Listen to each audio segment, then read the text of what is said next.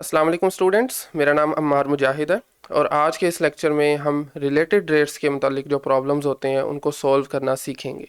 Idea क्या होता है पीछे, एग्जांपल की मदद से हम एक प्रॉब्लम सॉल्व भी करेंगे। तो बेसिकली अगर आप इस लफ्ज़ पर फोकस करें रिलेटेड रेट्स पर, तो हमें यहाँ से पता चलता है कि इसमें एक्चुअली आपको रेट्स को रिलेट करना होता है फाइंड करने के लिए, अननोन की वैल्यू फाइंड आउट करने के लिए। ठीक है, तो बेसिकली इसमें होगा ये कि आपने rate of change of one quantity को in terms of the rate of change of another quantity represent करना है। मसलन मेरे पास लेट से दो क्वांटिटीज़ हैं, एक को मैं रफली ए कह देता हूँ, दूसरी को मैं बी कह देता हूँ। इसमें आमतौर पर हम जो चेंज फाइंड करते हैं ना, वो विद रिस्पेक्ट टू टाइम होता है। ठीक है, तो दो क्वांटिटीज़ हैं, तो आपने इसमें करना ये होगा कि एक क्वांटिटी का जो रेट है, यानी ए में जो चेंज आ रहा है विद रिस्पेक्ट टू टी, इसको आपने रिप्रेजेंट करना है in terms of D B over D T. D B over D T which is change in B with respect to time, और साथ में कुछ फैक्टर भी आ जाएगा। ठीक है, तो basically D A over D T की वैल्यू हमने फाइंड आउट की है in terms of the change in quantity B. ठीक है, इस तरह से हमने प्रॉब्लम्स को लेके चलना है। ठीक है, तो बेसिकली इसमें जब भी आपके पास कोई भी प्रॉब्लम गिवन हो तो उसको सॉल्व करने का तरीकाकार ये होगा, सबसे पहले आपने जो गिवन आपको इंफॉर्मेशन दी गई है और आपने जो फाइंड करना है, दो क्वांटिटीज़ के दरम्यान कोई रिलेशन बनाना है। ठीक है, उस रिलेशन को बनाने के बाद आपने, यानी उन दोनों क्वांटिटीज़ को रिलेट करना होता है। उसके बाद फिर आपने चेन रूल को यूज़ करते हुए डिफरेंशिएट करना है। यहाँ से आपको बेसिकली इस तरह की फॉर्म बन जाएगी। ठीक है, तो चलें ज़रा एक एग्जांपल की मदद से इस चीज़ को जस्टिफाई भी करते हैं। सो ये मेरे पास एक rate of change sorry related rates की प्रॉब्लम है। इसको पहले ज़रा समझते हैं, फिर इसमें से जो इन्फॉर्मेशन है उसको एक्सट्रैक्ट करने की कोशिश करते हैं। तो इसमें गिवन ये है कि आपके पास एक बलून है जिसमें हवा भरी जा रही है, और उसका बताया हुआ है कि किस स्पीड के साथ बेसिकली आप उसके वॉल्यूम में तब्दीली आ रही है। ठीक है, आप ये कह सकते हैं कि वॉल्यूम जो है उसका इंक्रीज़ हो रहा है at the rate of 100 centimetre cube per second, यानी एक सेकेंड में 100 सेंटीमीटर क्यूब जो है उसका वॉल्यूम इंक्रीज़ हो रहा है, वॉल्यूम में चेंज आ रहा है। हमने फाइंड आउट ये करना है कि उसका radius, how fast is the radius of the balloon increasing, उसका रेडियस जो है वो कितनी तेज़ी से तब्दील हो रहा है जब उसका डायमीटर जो है वो 50 सेंटीमीटर होगा। ठीक है, तो हमने रेडियस में चेंज फाइंड आउट करना है, वॉल्यूम में चेंज गिवन है। तो पहले तरह देखें गिवन इन्फो क्या है हमारे पास।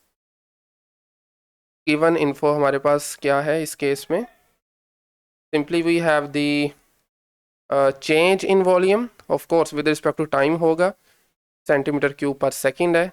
तो अगर मैं वॉल्यूम को v से रिप्रेजेंट करूं तो we have D V over dt which is change in volume with respect to time. This is 100 centimeter cube per second. ठीक है, this is the given information. अब नेक्स्ट आ जाएं, how fast is the radius of the balloon increasing. हमने find करना है, find क्या करना है, सो यहाँ पर लिख लेते हैं टू फाइंड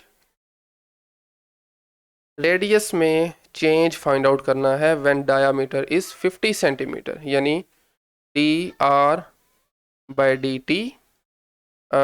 ये हमने फाइंड आउट करना है, और कब फाइंड करना है, जब पर्टिकुलरली आपके पास जो डायामीटर होगा बलून का वो 50 सेंटीमीटर होगा। एंड यू नो डायामीटर और रेडियस के दरम्यान भी एक रिलेशन होता है, तो चूंकि हम यहाँ पर रेडियस में चेंज फाइंड कर रहे हैं, तो इसलिए हमें इसको भी रेडियस में कन्वर्ट करना होगा। तो आप जानते हैं जब आप रेडियस को 2 से मल्टीप्लाई करते हैं, basically 2 times R, 2 times radius is actually equal to diameter. तो यहाँ से हमें आर की वैल्यू क्या मिलेगी, this is equal to 25। So actually हमें D R over D T change in radius find out करना है when R is equal to 25। ठीक है, सो अभी तक हमने क्या किया, जस्ट गिवन इन्फॉर्मेशन लिखी और जो फाइंड आउट करना है उसको देखा। अब मैंने आपको जैसे बताया था कि सबसे पहला काम आपका ये होगा, इन्फॉर्मेशंस को लिखने के बाद आपने ऐसी इक्वेशन लिखनी है जो आपके गिवन इन्फॉर्मेशन को और जो आपने फाइंड आउट करना है, जो आपका अननोन है, जो उनको रिलेट कर रही है। तो यहाँ पर वो इन्फॉर्मेशन ये आपने थोड़ा सोचना है। इस केस में क्या होगा, वॉल्यूम और रेडियस को हमने रिलेट करना है। सो क्योंकि हम बलून की बात कर रहे हैं which is of course 3 dimension, और वॉल्यूम का formula in terms of R हमें पता है। स्फेयर के केस में वॉल्यूम का जो फॉर्मूला है वो क्या होता है हमारे पास, v is equal to, we have 4/3 pi r cube. This is the formula of the spherical shape, ठीक है, इस केस में बलून स्फेरिकल है तो उसका आपके पास ये फॉर्मूला बनेगा। अब देखें हमारी v यानी वॉल्यूम और रेडियस रिलेट हो चुके हैं इस इक्वेशन के साथ। हमें फाइंड आउट क्या करना है, D R over D T, ठीक है, हमें ये basically D R over D T की वैल्यू फाइंड आउट करनी है।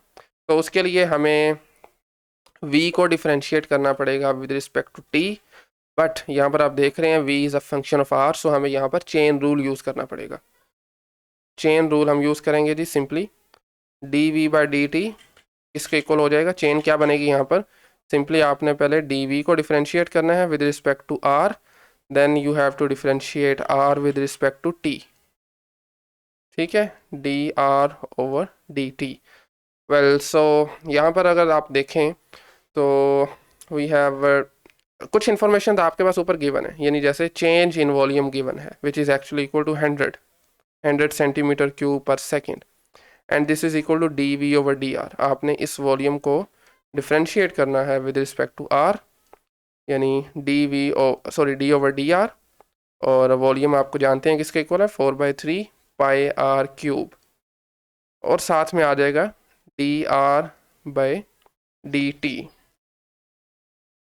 ठीक हो गया।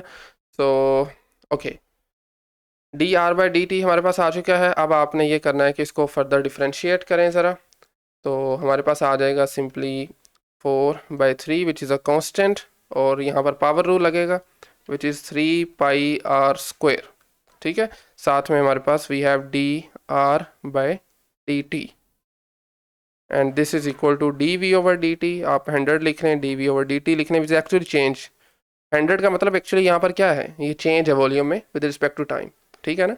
तो आप अगर इन सब क्वांटिटीज़ को, चलें 3 को पहले कैंसिल आउट करते हैं, बाकी अब देखें यहाँ पर आपके पास डिवाइड हो जाएगा राइट लेफ्ट साइड पर आकर, 100 divided by 4 pi R square. 100 once again आपको बता रहा हूँ, 100 एक्चुअली क्या है, यहाँ पर चेंज है, D V over D T है, तो आप D V over D T भी साथ लेके चल सकते हैं, ठीक है। तो यहाँ से हमें वैल्यू क्या मिली है, बेसिकली हमने रेडियस में चेंज को एवेल्यूएट किया है in terms of the change in volume. तो यही चीज़ आपको बताई थी ना, एक चीज़ में चेंज को आपने दूसरी क्वांटिटी के चेंज के साथ आपने रिप्रेजेंट करना है, स्टार्ट में ये बात आपको बताई थी, ठीक है। So D R over D T को हमने रिप्रेजेंट किया हुआ है in terms of D V over D T, ठीक है। लेकिन चूंकि हमें पर्टिकुलरली कब वैल्यू चाहिए D R over D T की, when R is equal to 25, यहाँ पर ऊपर गिवन है, तो इसलिए इस केस में आप मतलब सिंपली क्या करेंगे, आर की जगह उसकी वैल्यू को सब्स्टिट्यूट करें। So we have D R over D T, this is equal to 100 को जब आप 4 से कैंसिल आउट करेंगे तो we have 25 divided by pi times pi multiply by 25 square, and या दैट्स इट। सो 25 नीचे से कैंसिल आउट हो जाएगा। तो फर्दर जब आप इसको सॉल्व करेंगे तो हमारे पास आएगी जी this is approximately equal to 0.0127, this is the change in radius. So इसको हम लिखेंगे सेंटीमीटर पर सेकेंड, ठीक है। तो बेसिकली हमें यहाँ से क्या इन्फॉर्मेशन मिली है, finally the radius of the balloon is increasing at the rate of 0.0127 centimetre पर सेकेंड व्हेन आपका जो हमने इसको एक्चुअली मेजर कब किया है, जब आपका जो रेडियस है वो 25 सेंटीमीटर है, ठीक है। देन आपका जो चेंज आ रहा है इसमें, दिस इज इक्वल टू, यानी हमने मेजर एक्चुअली करना क्या था, अगर आप ऊपर दोबारा जाकर देखें तो how fast is the radius of the balloon increasing, ठीक है, व्हेन डायमीटर इज 50 सेंटीमीटर, तो उसकी स्पीड हमने मेजर कर ली है विच इज़ 0.0127 सेंटीमीटर पर second. So I think that's it, आज के लिए इतना ही। नेक्स्ट लेक्चर से हम अपने जो एक्सरसाइज 3.9 हमारी है उसके प्रॉब्लम्स को सॉल्व करेंगे। आज के लेक्चर इसके मुतालिक आपका कोई क्वेश्चन क्यूरी है तो कमेंट सेक्शन में पूछ सकते हैं, otherwise thank you very much.